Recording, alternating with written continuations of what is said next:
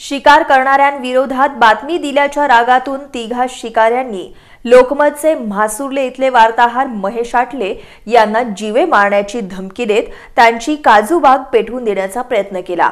आठले यांनी दिलेल्या तक्रारीवरून तिघांविरुद्ध गुन्हा दाखल करण्यात आलाय।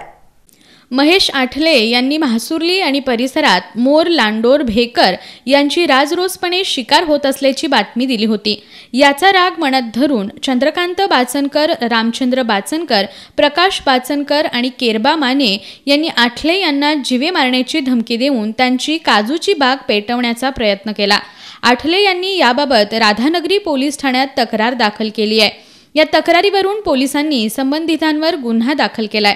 पोलीस निरीक्षक अशोक इंदलकर यांच्या मार्गदर्शनाखाली ठाणे अंमलदार प्रशांत गोजारी या प्रकरणी तपास करतायत। राधानगरी आणि परिसरातील पत्रकार संघटनांनी या प्रकाराचा निषेध करत दोषींवर कडक कारवाई व्हावी अशी मागणी केली आहे। पत्रकार संघटनांनी वन विभागालाही याबाबत निवेदन सादर केलंय।